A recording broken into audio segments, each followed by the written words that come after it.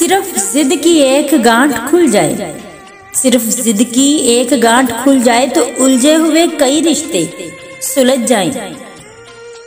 जिंदगी आसान किसी की भी नहीं होती, बस अपनी अपनी अदाकारी होती है। कोई झील लेता है और किसी में बर्दाश्त की ताकत खत्म हो जाती है। खुश रहने के लिए बाज़ औकात खुश फहमियों का सहारा लेना पड़ता है।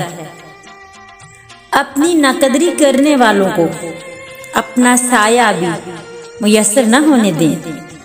ताल्लुकात में मुआहदे नहीं रखे जाते, सो जो जहां बिछड़ना चाहे फी अमान अल्लाह।